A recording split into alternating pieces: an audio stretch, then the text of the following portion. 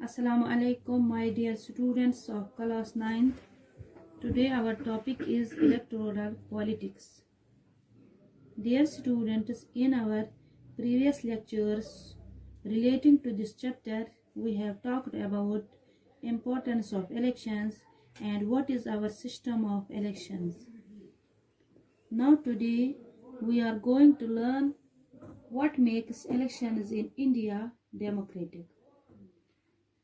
During the election process, we often hear reports of unfair practices such as tampering of voters' list, misuse of government facilities and officials by the ruling party, excessive use of money on campaigns by rich political parties, and threatening voters and rigging on polling day. Although some of these reports are true. प्यारे बच्चों, जब election होते हैं या election start होते हैं तो हम ये बार बार सुनते हैं कि इस इलेक्शन में अनफेयर प्रैक्टिसेस हुई है. दैट मीन्स धांधलियाँ बहुत हुई है इलेक्शन के बीच में. Such as tampering of voters list, जो वोटर्स लिस्ट होते हैं उसमें छेड़ मतलब जाली तब्दीली कर देते हैं. Misuse of government facilities and officials by ruling parties, जो ये गवर्नमेंट की फैसिलिटी होती है या ऑफिशियल्स होते हैं ये मिसयूज करते हैं इस दौरान, इलेक्शन के दौरान मतलब गलत चीज़ों का इस्तेमाल करते हैं.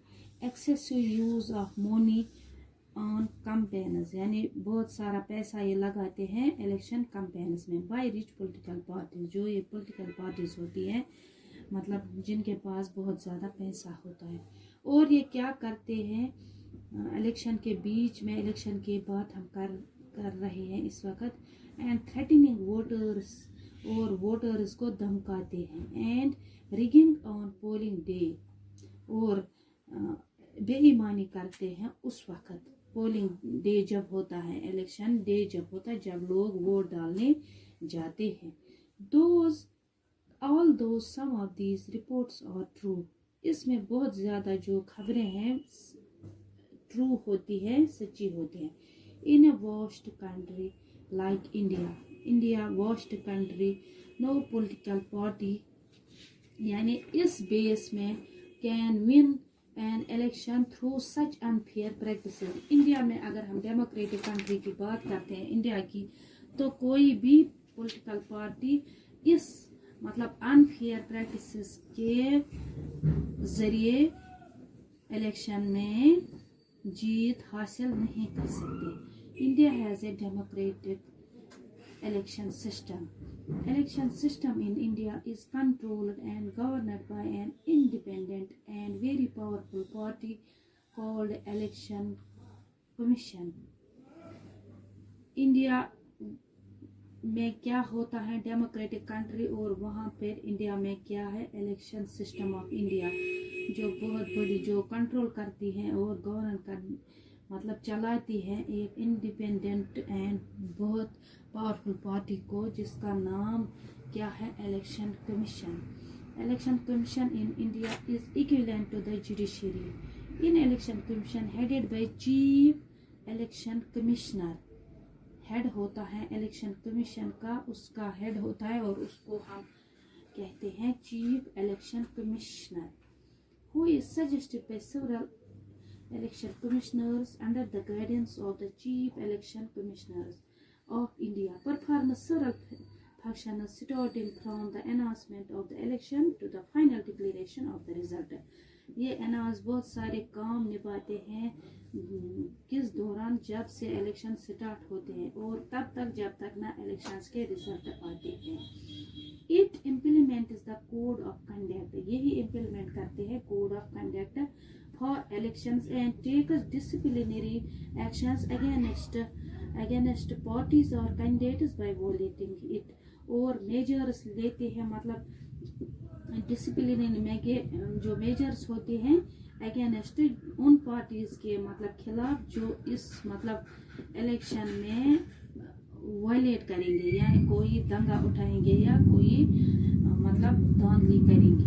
At the time of elections, election commission is authorized to advise the government on decision affecting the elections and also control the transfers of government across the departments and rules. और कंट्रोल करते हैं इस दौरान जो election commissioner होता है. Election commission ये order देता है कोई भी ट्रांसफर, कोई चाहे कोई गवर्नमेंट मतलब डिपार्टमेंट में हो या रूल्स में हो, बड़े बड़े ऑफिसर जो ऑफिशियल्स होते हैं उनकी ट्रांसफर भी उस दौरान रुकवा देते हैं. Indian politics in the last 15 years has seen the election commission evolve in this roles from a policy maker.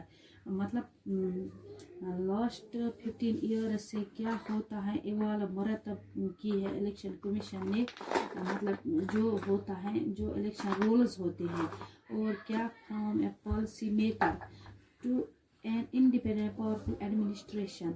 एक पॉलिसी मेकर बना दिया गया जो बहुत ही पावरफुल और एडमिनिस्ट्रेशन होती है इंडिपेंडेंट एडमिनिस्ट्रेशन सिस्टम में. Election commission has the power to order repoll. इस इलेक्शन कमीशन को ऑर्डर भी मतलब उसके पास पावर भी होता है रिपोल का, यानी अगर उसको लगे in case it finds evidences of unfair practice during polling.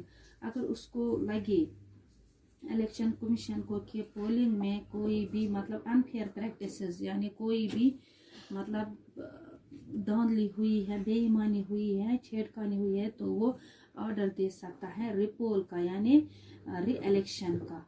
Another method to ensure that an election is democratic is to analyze the pattern of public participation. We can measure the people's participation through the voters turnout on the polling day. तो हमें ये पता चलता है जो ये लोगों की पार्टिसिपेशन कितनी रही है इस पोलिंग डे में, यानी टर्न आउट मीन्स अटेंडेंस कितनी रही है इनकी. In India the lesser privilege group such as the poor. अगर इंडिया में देखेंगे जो बिलो मतलब प्रिविलेज के लोग होते हैं उनमें क्या कौन आते हैं, पुअर आते हैं या अनपढ़ लोग, जाहिल लोग आते हैं. Turn up for polling in large numbers. और उनकी वोटिंग या वही वोटिंग में ज़्यादा अपेयर होते हैं compare to the rich and the literate.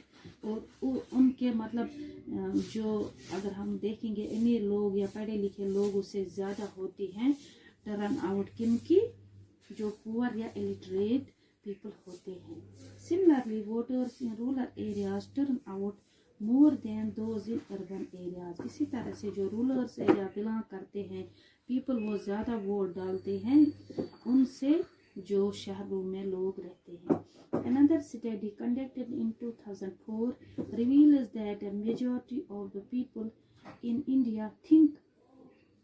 और जो नई मतलब स्टडी जो तज्जिया लगाया गया नई स्टडी के दौरान 2004 में, जो इंडिया में ज़्यादा लोग जो majority of the people think their individual vote matters and can make difference to the system. यानी जो वोट होते हैं ज़्यादातर लोगों के जो वोट डालते हैं वो क्या समझते हैं कि उनके वोट मैटर करते हैं, यानी माने रखते हैं उनके वोट और उनके वोट से सिस्टम में चेंज आ सकती है, फर्क आ सकता है. Dear students, it is all for today. Thank you.